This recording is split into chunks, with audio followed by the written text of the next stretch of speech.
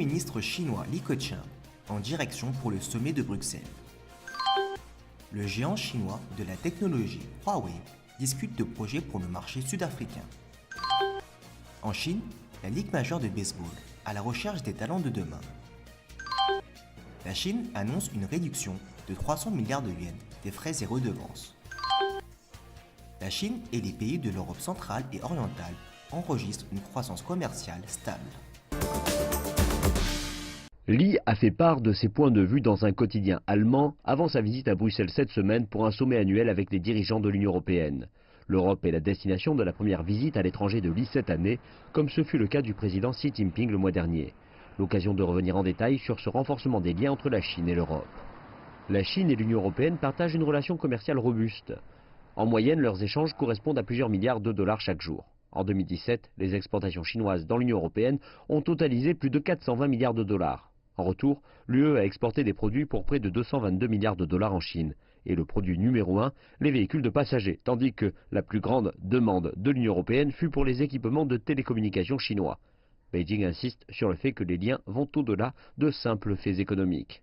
La Chine et l'Europe partagent de larges intérêts communs, renforçant la coopération pragmatique gagnant-gagnant et mutuellement bénéfique, tout en soutenant le multilatéralisme et le libre-échange, en promouvant la gouvernance mondiale et en préservant la paix mondiale et la stabilité. Ce déplacement amène le Premier ministre chinois Li Keqiang à Bruxelles pour ce 21e sommet Chine-Union européenne. Li ira aussi à Dubrovnik, en Croatie, pour le sommet 16+1 avec les pays d'Europe centrale, de l'Est et du Sud-Est. La réunion vise à développer l'investissement chinois dans la région, et cela porte déjà ses fruits. Le volume commercial entre la Chine et les 16 nations de l'Europe centrale et de l'Est est en augmentation de 21%, ayant dépassé les 82 milliards de dollars l'année passée. L'Europe est la destination du premier déplacement à l'étranger cette année de Li Keqiang, faisant suite à la tournée du président chinois Xi Jinping le mois dernier en Italie, en France et à Monaco. Pris ensemble, ils envoient un message de coopération et d'opportunité.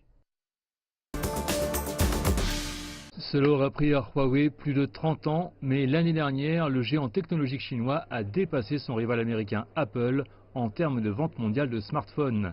Huawei devient également rapidement l'expert en termes de sécurité intelligente. Derrière les chiffres se cache un énorme investissement en recherche et développement et un énorme investissement dans les technologies les plus importantes qui conduiront le monde vers un monde digital.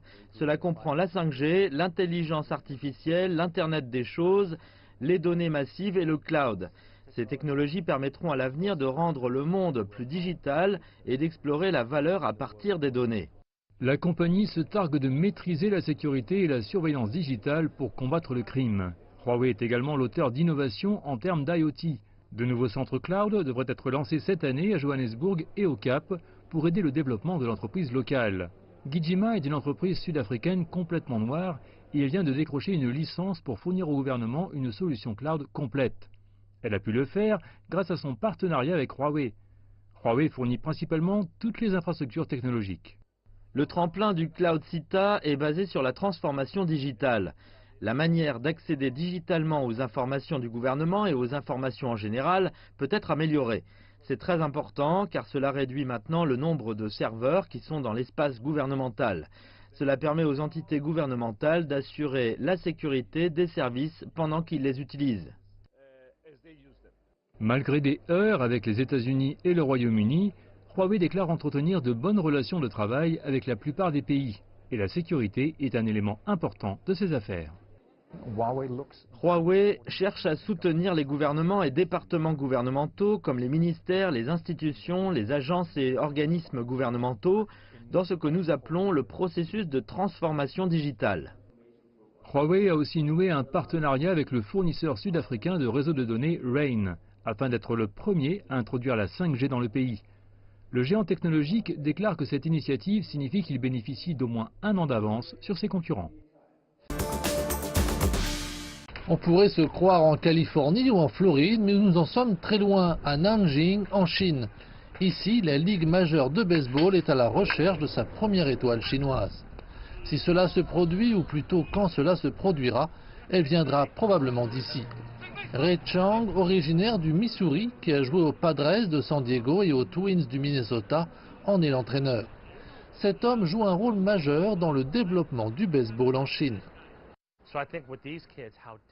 Je pense que pour ces enfants, le niveau de discipline qu'ils possèdent avant même de venir à Washington est un avantage pour faire ce sport. C'est leur mentalité disciplinée. Il s'agit simplement d'appliquer la mécanique et l'expérience du baseball à leur jeu. Puis nous verrons ce qui se passera par la suite. La Ligue majeure de baseball dispose de 3 centres de développement en Chine. On compte près d'une centaine de joueurs de baseball en herbe répartis sur ces 3 sites. Ray Chang est responsable de 23 d'entre eux, âgés de 12 à 18 ans. Les garçons ont été sélectionnés au sein du pays le plus peuplé du monde, jusque dans la région autonome du Tibet. Ils sont venus s'entraîner ici à Nanjing. Ray Chang n'en démord pas, ces jeunes sont la crème de la crème. Mon objectif ultime est sans aucun doute d'entrer dans la Ligue majeure de baseball. Mais il semble qu'aujourd'hui, il me reste beaucoup à faire. Je vais travailler étape par étape. Je ne sais pas si je vais y arriver, mais je pense pouvoir. Mon objectif futur est d'aider les Tibétains, car beaucoup de Tibétains ne savent pas ce qu'est le baseball. Je veux que plus de Tibétains apprécient le baseball. En février, 3 jeunes du site de Nanjing ont obtenu un contrat des Brewers de Milwaukee. Ils débuteront dans les ligues mineures, mais espèrent atteindre les grandes ligues par la suite. Ce dont je suis très fier, c'est que nous sommes allés partout. Pas seulement dans les grandes villes, pas seulement dans des endroits populaires, mais nous sommes allés partout. Nous avons exploré chaque parcelle de terrain pour voir si un enfant possédant ce don s'y trouvait. Les données officielles indiquent que d'ici 2025, plus de 200 terrains de baseball devraient être construits en Chine. Le pays espère également avoir plus de 5000 équipes de baseball professionnelles et amateurs à cette époque. Il y a plus de 10 ans, la Ligue majeure de baseball ouvrait son premier bureau à Beijing. Cette année, elle a diversifié son implication sur le marché chinois pour inclure le divertissement, les compétitions sur les campus et le bien-être public. Aujourd'hui, le monde du baseball chinois ainsi que la Ligue majeure de baseball intensifient leurs efforts pour développer le talent et l'enthousiasme pour le jeu. Ainsi, alors que le pays accuse un peu de retard dans le développement de ce sport, il semble également déterminé à le rattraper au plus vite. Chine a annoncé des mesures visant à réduire de plus de 300 milliards de yuans les redevances perçues par le gouvernement et les frais de service d'exploitation cette année. L'annonce a été faite le 3 avril lors d'une réunion exécutive du Conseil des ministres présidée par le Premier ministre chinois Li Keqiang. Les mesures qui entreront en vigueur le 1er juillet visent à réduire encore le fardeau des entreprises et des particuliers. Les taxes d'enregistrement immobilier seront réduites et la couverture des demandes de brevets et les réductions de taxes annuelles seront étendues. Les taux d'imposition des articles postaux personnels seront également réduits afin d'accroître les importations et de stimuler la consommation. Les réductions de taxes et de frais sont une mesure clé pour lutter contre la pression économique à la baisse de cette année, a déclaré le Premier ministre Li. Il s'agit d'une initiative politique majeure. La réduction des frais pourrait servir à plusieurs fins. Tous les ministères doivent faire de leur mieux pour alléger efficacement le fardeau des entreprises et offrir de réels avantages aux consommateurs. Cela stimulera également notre développement industriel, a-t-il souligné. Le Premier ministre s'était engagé dans le rapport d'activité du gouvernement de cette année à prendre des mesures de réforme pour réduire les charges liées aux entreprises. Dans cette optique, les coûts de l'électricité dans le secteur manufacturier seront réduits et les tarifs des services publics moyens pour les entreprises industrielles et commerciales en général seront abaissés de 10% supplémentaires. Les frais moyens de service à large bande pour les petites et moyennes entreprises seront encore réduits de 15% et ceux de services Internet mobile de plus de 20%. Les taxes sur les documents de voyage à l'entrée et à la sortie, tels que les passeports privés, l'enregistrement de certaines marques de commerce et l'utilisation des fréquences radio en électricité et l'Internet des véhicules seront encore réduites. Par exemple, les frais d'enregistrement de la propriété de biens immobiliers, tels que les garages et les places de stationnement, seront réduits de 550 yuan à 80 yuan. Et les frais d'enregistrement pour l'utilisation continue des marques de commerce passeront de 1000 yuan à 500 yuan. La réunion a également mis au point des mesures pour réduire les taux d'imposition des articles postaux personnels. À partir du 9 avril, le taux d'imposition sur les aliments et les médicaments passera ainsi de 15% à 13% et celui sur les textiles et les appareils électriques de 25% à 20%. La Chine et les pays de l'Europe centrale et orientale ont connu une croissance commerciale stable l'année dernière grâce au renforcement de la coopération entre les deux parties. Le commerce bilatéral a atteint 82,23 milliards de dollars en 2018, en hausse de 21% en glissement annuel, a annoncé le ministère du Commerce.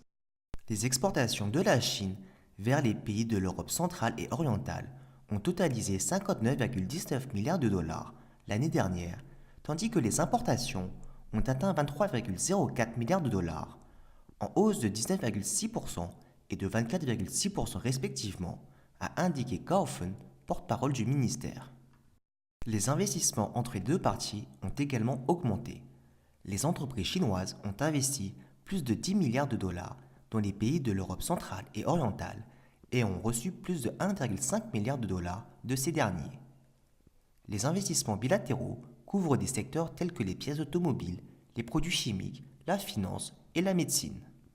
La Chine est disposée à approfondir sa coopération économique et commerciale avec les pays de l'Europe centrale et orientale et à aligner son initiative La Ceinture et la Route avec les stratégies de développement national de ces pays afin de réaliser un partenariat gagnant-gagnant, a souligné M. Gao.